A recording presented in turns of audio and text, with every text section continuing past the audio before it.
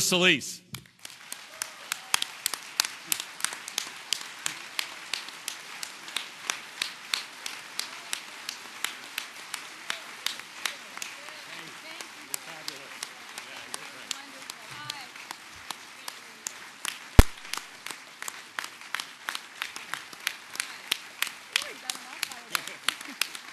Thank you. Thank you and good morning. Buenos dias to everyone.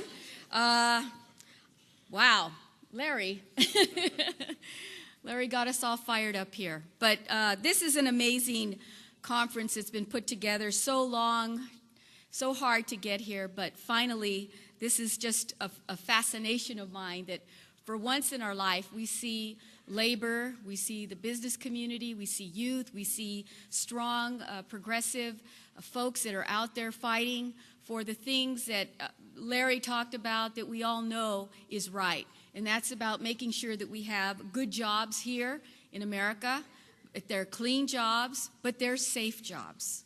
And I just want to say thank you to the folks at the dais here and all the folks that are in the audience that have helped to make this reality for us today. So thank you and God bless you. I just have to say that.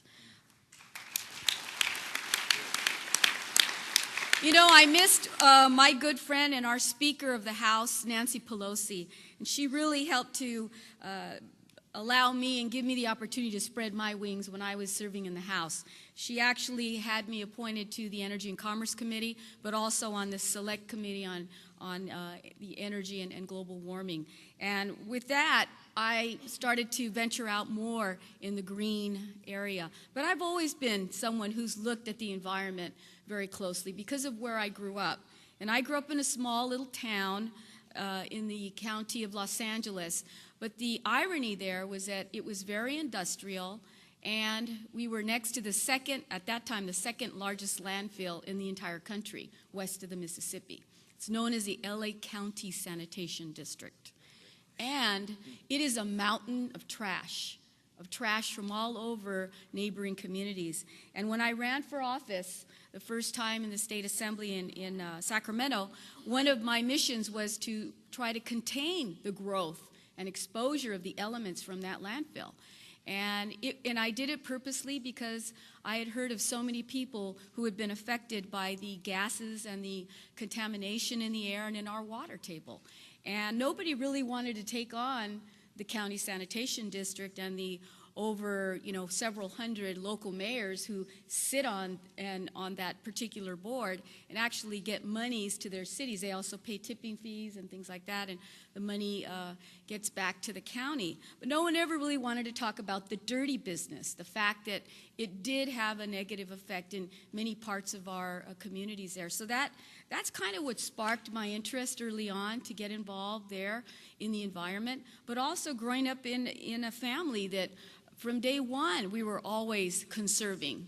You can't tell me that there isn't a family in the U.S. of Latino, maybe other backgrounds too, that we're always taught you conserve, you save, you reuse, you recycle. That was a part of our vocabulary. And part of it was, yes, because of the situation we were in economically, but one thing was very clear to me that my parents always told me, don't use more than you have to, because you have to leave more for others. And so that has always been a constant part of my thinking.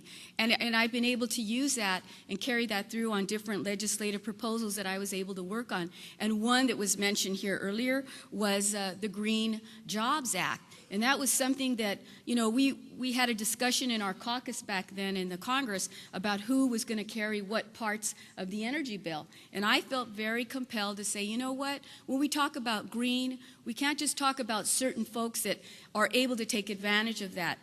And excuse me if I don't want to offend anyone here. I'm not trying to do that.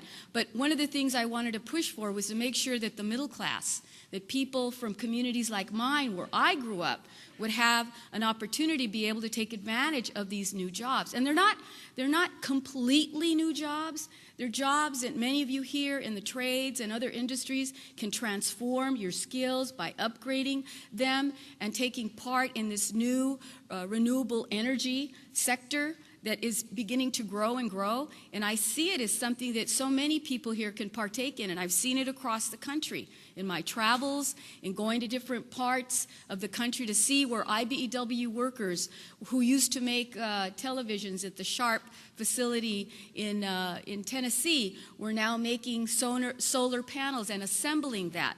And to see where other firms in the Hudson, New York, that were making other types of high-tech equipment for nuclear power, we're now looking at becoming more involved in new energy technologies that would just blow the socks off of you.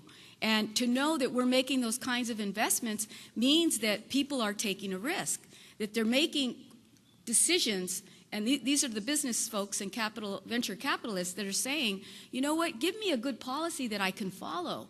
Not just a 2-year break, but something that will help lead me to something 5 and 10 and 15 years down the line so I can make these investments. And then, Secretary, I will be able to hire up the folks that you talk about that you want to train. So I agree completely that we all have to work in this together, and I think that that's an exciting part of what we're venturing into now. But I do want to begin by just telling you that I have a great deal of respect for the folks that are up here in the dais, because believe me, it took a long time to get this idea of the Blue-Green Alliance together. I mean, it's not something that's easily understood by regular folk outside this room. Okay, let's face it. I often get questions about what is a green job, Secretary? What do you mean by that? And I try to explain that it's something that will save energy, that will be cost savings, and that will have a lasting impact, and that won't add to the degradation of our planet. That's my little phrase that I use. But of course, there's going to be a lot of people who are going to challenge me. And I know that in my own department, the Bureau of Labor Statistics is going to be looking at finding out what that definition is so that people can appropriately start hiring folks up. Curriculums can be established. Community colleges, four-year universities, and our high school programs will soon be reflecting curriculum that will lead to those job descriptions and careers. And I want to underscore careers, because it isn't just about a 2-year job through the Recovery Act, because yes, we did give out millions and millions of dollars, but I'm here to tell you that with this plan of action, we're actually pushing this agenda, this envelope, to go much further. In fact, we would like to see it for the next half of the century, right? So we take off, and other countries then can look to us for leadership, and we can export our technology with a price and make sure that we don't export our paychecks. And that's what we have to do, that we have to keep those jobs here.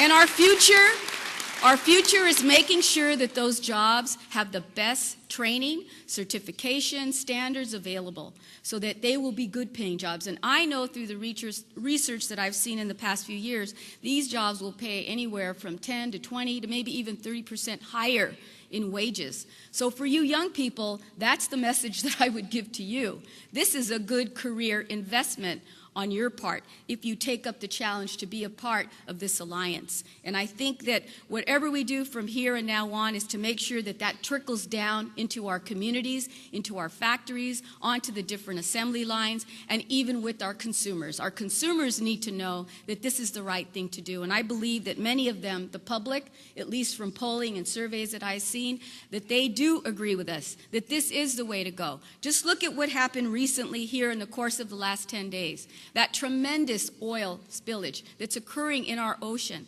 that will have devastating economic effects probably for years to come. And it isn't just the shrimpers, it's the restaurants, it's tourism, it's anybody that lives around those 5 states that are affected. And I am concerned because we need to do jobs like that, but they have to be safe. And we have to know good science. And we have to know that we have good people trained wherever they are, in a boat or on land, that they are adequately trained. And to know that we have lost lives because of that explosion, 11, is horrible. It's unacceptable. And I'm glad to see that BP is taking some responsibility here in terms of helping us with the cleanup. But those lives will never be replaced, just like the lives of the 29 miners in West Virginia. That devastating explosion that took place. Nobody here can tell me that that couldn't have been prevented. It could have been prevented. It could have been prevented.